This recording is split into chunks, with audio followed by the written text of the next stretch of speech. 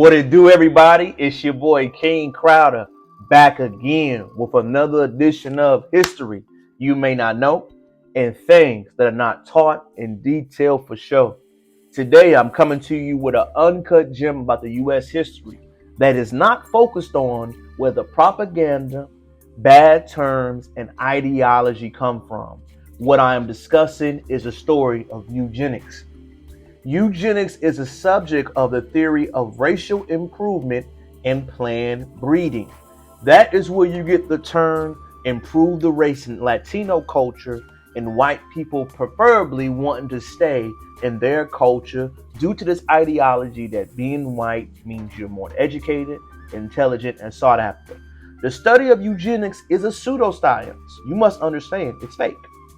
What they believed in eugenics is sterilizing and segregating other ethnicities of people who do not support or have the ideology of themselves. A lot of the time, we must understand that this scientific ideology is racist in nature. Eugenics was supported by the Nazi Party. Most people don't know that. That is when you hear their ideology against the Jews being transplanted and what Nazi Germany was doing. We are all familiar in this country about Nazi Germany and the Holocaust and the horrible things that were happening then to those Jewish people and their upbringing. But what we do not talk about in the United States is how much that eugenics had a factor in the United States growing and development. I want to go over three main points that I think everybody should know of. Did you know that most of our Ivy League schools, Harvards, the Yales, had professors that taught eugenics? Think about this for a second. They had professors at their esteemed universities that supported, taught, and even mentioned how eugenics played a part in how they believed that the brain of a black person or black American in this country could not qualify for the growth. There was a famous speaker that even said back in the day, black people could not be quarterbacks because they did not have the brain capacity. Eugenics supported this ideology by throwing out the words of people named Charles Darwin. Charles Darwin brought up the theory of natural selection, survival of the fittest. If you're not familiar, that is what goes on in that section. They believe that any non-white person did not have the capacity economically, socially, or mentally to take care of themselves. The second thing that most people do not know stronghold of eugenics had in this country, there was a eugenics meeting that took place in New York City, Madison Square Garden, that had almost 30,000 people. 30,000 people supported what Hitler was doing as far as the eugenics movement in this country.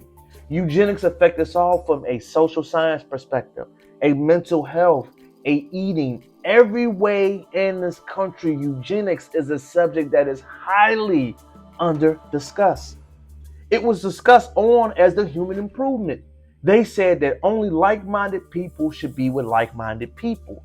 Not saying that that is incorrect, but when you come from a racist ideology, the study of eugenics has affected us, and we still see the propaganda being dispersed until this day. Eugenics was heavily influenced, like I said, the Holocaust and their movement. Most people do not understand that the foundings of eugenics began to go in the slavery movement. Later on, we see it done primarily in Latin countries in South America. You also seen it flourish in Argentina. Argentina's black population was sterilized and virtually eliminated. Think about this for a second if you ever want to know how racist Argentina was. The Nazis left Germany and felt comfortable in their country. Nothing else needs to be said about that. Finally, there was erroneous science that came up to support this movement. We got to understand how deep it was. World War I to World War II, the 1930s and 40s, that is when you begin to see the change on the eugenics movement. So let's get this straight. There was 30 years of support of this, and then we saw a flip. What we began to see was how the social Darwinism began to be debunked. Articles came out. Black scholars defeated it.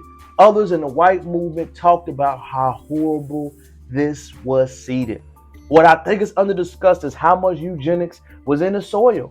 We still see it to this day, y'all, on shows or when people get attacked out of different stories. Eugenics movement was taught in schools. We don't discuss it. It's very hush hush and very undiscussed. Eugenics is a subject that needs to be analyzed, and while the propaganda is still going, I'm gonna give you a talking point. Blacks have a trouble lifting themselves up.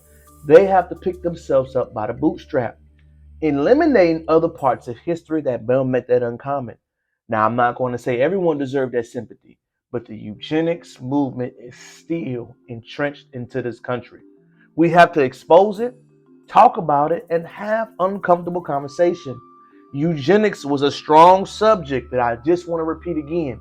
It was supported by Ivy League institutions. They're not no longer with eugenics now, but the founders of their country were still there. Look at their former scholars. We cannot eliminate history. All we can do is look back at it, view, and educate ourselves to make sure we don't repeat it. Not talking about a subject does not make it go away. Eugenics, the debunked pseudoscience of social Darwinism that tried to justify ethnic, racial, and perfect reason. Man, it's your boy King Crowder. Check it back out again. Hopefully you learned subject. Today's subject was on the study of eugenics. Great subject, very controversial, very informative about the story of the United States. Want to give both sides. That's all I'm here to do, y'all. Give his story, her story, and we have the truth in the middle. Both sides of it. All right, it's your boy checking out. Peace.